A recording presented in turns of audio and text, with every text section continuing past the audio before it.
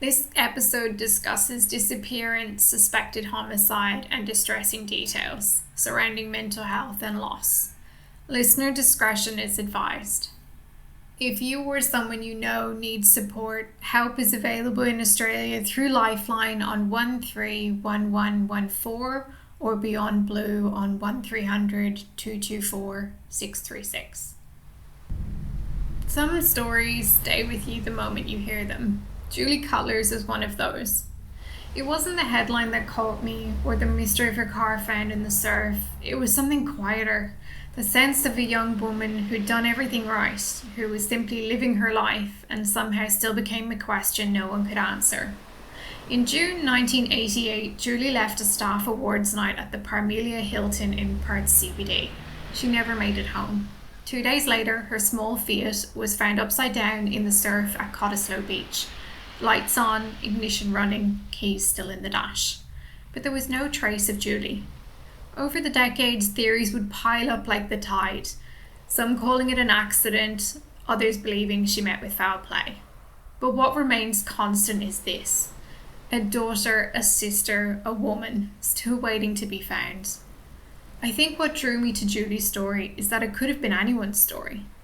A night out with colleagues, a short drive home, moments we move through without thinking. But when you grow up hearing stories like hers, you learn to walk differently through the world, hold your keys that bit tighter, and you check the shadows twice. Because women are still expected to be careful when what we should be is safe. This is Vanished West, Episode 2, Julie Cutler, The Car in the Sea. Before she became a case file, Julie Leanne Cutler was a daughter, a sister, a friend. Born and raised in Perth's western suburbs, the eldest of 4 children, she grew up in a close family that valued education and curiosity. She attended Iona Presentation College in Mosman Park, where teachers described her as creative, bright, and compassionate. Friends described her as confident but kind, a girl who would comfort the shy one in class, who scribbled poetry into the margins of notebooks and dreamed of seeing Europe. After school, she worked in hospitality while studying communications and theatre, chasing auditions between shifts. In 1988, she was working at the Parmelia Hilton, one of Perth's grand hotels in the city's heart, known for its long hours and lively staff. Julie was saving money, thinking about travel again. She'd had her share of heartbreak, a difficult relationship overseas, a time when her confidence had faltered. But by winter 1988, those close to her said she'd found her footing. She was happy, independent, and looking ahead. She'd just bought her first car, a small dark green Fiat 500, quirky, personal, and proudly hers. Her father, Roger Cutler, remembered how she parked it neatly outside the family home on her days off, proud of the little freedom it represented. Sunday, 19 June 1988. Perth was cold and wet, the kind of winter night that soaks through coats and closes streets early. Inside the Parmelia Hilton, the annual staff awards night was underway, with music, laughter, champagne, and sequins. Julie arrived dressed in black, cheerful, and social. She danced, chatted, accepted a glass of champagne from colleagues, and enjoyed the night. Several remembered her speaking with 2 European men who worked casually at the hotel. Others said she'd seemed distracted near the end of the night, checking the time, saying she might meet someone afterwards. Just after 12:30 a.m, she told a co-worker she was heading home. One colleague saw her drive her Fiat out of the car park and turn left onto Mounts Bay Road. It was raining steadily. That was the last confirmed sighting of Julie Cutler. When Julie didn't arrive at work the next day, some assumed she'd taken leave or stayed with a friend. It wasn't until Tuesday morning, 2 days later, that a Cottesloe ranger noticed something metallic beneath the surf. The tide was high and the wind fierce. 50 metres offshore, lying on its roof in the shallows, was a small Fiat, Julie's Fiat. The headlights were off, but the ignition still on. The windows were down, the handbrake released. 2 champagne flutes wrapped in a tea towel sat inside the glove box. Her handbag, shoes, and coat were gone. Police divers retrieved the car that afternoon. The roof was crushed, the body salt-eaten, but the registration was clear. Inside, nothing to suggest a struggle, nothing to prove she'd been alone. The Cutler family rushed to Cottesloe as word spread through Perth. Roger Cutler stood on the sand and watched as officers hauled the Fiat from the waves. Forensic work was slow and limited. It was 1988, before DNA analysis became routine, and the sea had stripped most traces away anyway. There were no fingerprints beyond Julie's. Officers speculated about suicide, about accident, about a car forced into the water. But no one could explain how the Fiat had ended up 50 metres out to sea. Over the following days, fragments washed ashore. A back seat, torn upholstery, pieces of lining. Searches by air and sea turned up nothing else. Julie's body was never found. The initial inquiry focused on her personal life. Police interviewed family, friends, and workmates, collecting small pieces of a picture. A young woman who sometimes felt lonely but was rebuilding, optimistic, funny, and warm. When no evidence of foul play surfaced, investigators leaned towards a voluntary disappearance or suicide. In media reports that winter, headlines described "Mystery of Cottesloe Beauty," romanticising rather than investigating. It was the late 1980s. Missing women were still too often treated as impulsive, emotional, or reckless. Julie's parents insisted otherwise. They told police she'd been planning her next trip, looking forward to new work. Her father was quoted saying, "She wouldn't have done this, not Julie." As weeks passed with no progress, the file thinned. The car was eventually released and later destroyed. Evidence logs went missing. In those gaps, the administrative kind that no one notices until decades later, the possibility of answers disappeared too. Time dulled nothing for the Cutler family. Roger and Diana kept her case alive, writing to politicians, speaking to journalists, calling detective each time a new body was found along the coast. Leads came and went. Anonymous calls were made, one by a man with a European accent claiming to know what happened. He rang several times saying he was the one you're looking for, then hung up. He was never traced. Pausing for a moment here, I just want to call out what an incredibly cruel and heartless thing something like that is. Even if you were the perpetrator, I can't fathom what the family would have been going through in those moments, receiving those calls and the time after, just waiting. In 1990, a woman found a Hilton uniform blouse in a city laundromat. Years later, Julie's purse and diary turned up in the dunes near Cottesloe, half buried. Each discovery reignited hope, then ended the same way. No usable evidence, no closure. Through the 1990s and 2000s, community interest ebbed and flowed. Online discussion groups and small true crime blogs would later revisit her case, comparing notes, building timelines, criticising the investigation. Some pointed to the Hilton men. Others speculated about serial offenders active around Perth in that era. None had proof, but their persistence mattered. It kept her name searchable, her story visible in a way official channels had not. In 2017, Western Australian Police announced a comprehensive review, Operation Malvi. Cold case detectives re-examined everything, old statements, photographs, ocean current modelling. They listed 48 persons of interest.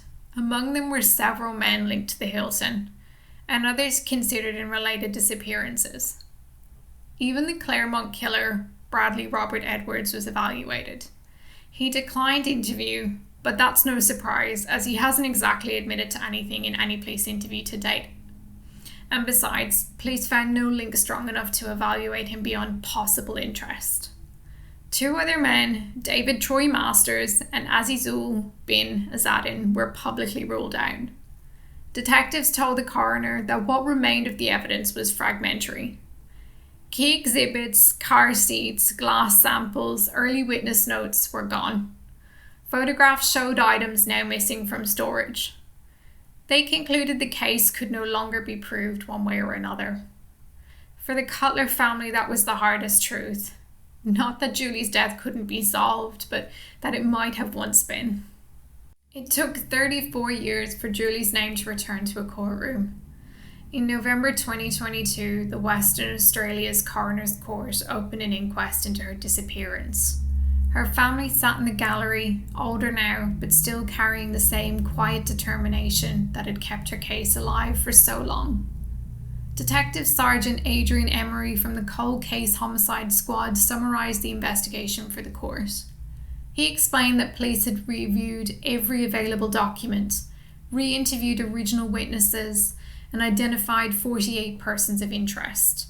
He spoke carefully, admitting that while both suicide and homicide were possible, there wasn't enough surviving evidence to prove either.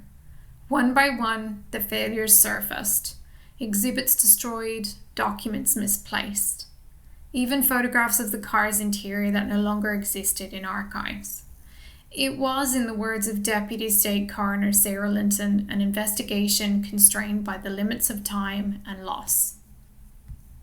Julie's father, Roger, gave a statement describing the decades of uncertainty his family had endured. He said, "It's hard to even remember what life was like before Julie went missing. It changes everything about how you live." He spoke with grace, but his words carried exhaustion. The kind of ache that comes from spending half a lifetime waiting for the phone to ring. In April 2023, the coroner handed down her findings. Julie Cutler, she concluded, was deceased. The manner of death could not be determined. An open finding. It was officially closure.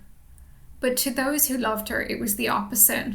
Confirmation that the system still didn't know and maybe never would. After the inquest, the story spread again. ABC News, the West Australian Perth Now, and several podcasts revisited Julie's disappearance. Online forums filled with strangers dissecting timelines, speculating on leads, sharing theories born from hope as much as frustration. Some commenters had followed the case since the 90s. They remembered the bone found on Cottesloe Beach, confirmed to be human.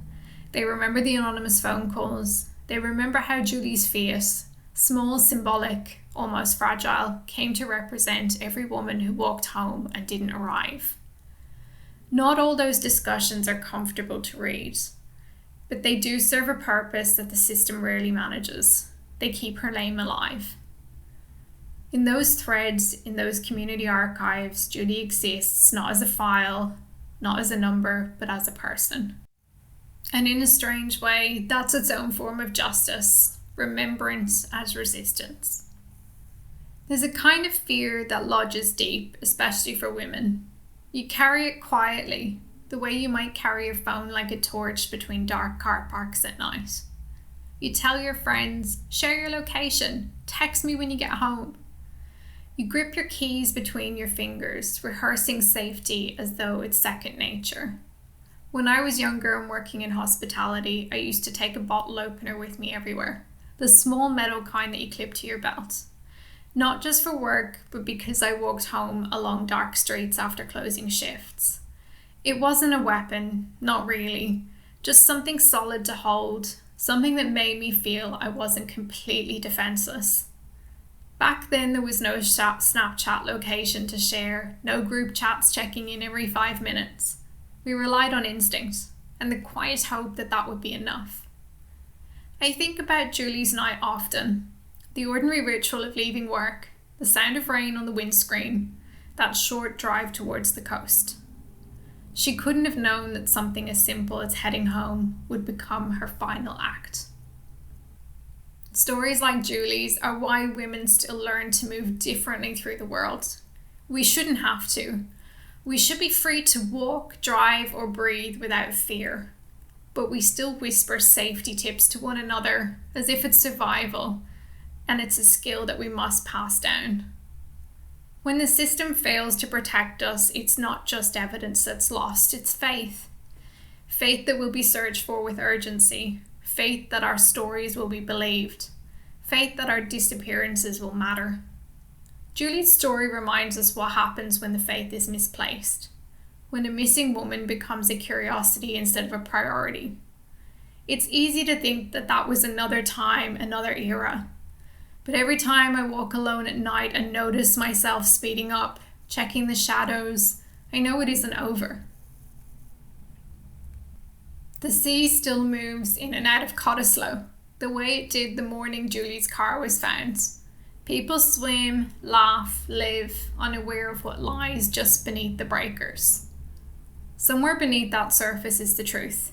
Maybe it's gone, maybe it's waiting to be found. If you remember anything suspicious from around Sunday 19th of June 1988, any sightings of Julie Cutler, her dark green Fiat, or anyone acting strangely near Cottesloe Beach or Mounts Bay Road, please contact Crime Stoppers WA on 1800 333 000 or submit a confidential report at www.crimestopperswa.com.au. For Julie's family, the search has never really stopped. For the rest of us, remembering her might be the only justice left. Until next time, stay kind, stay curious, and never forget those who vanished from the West.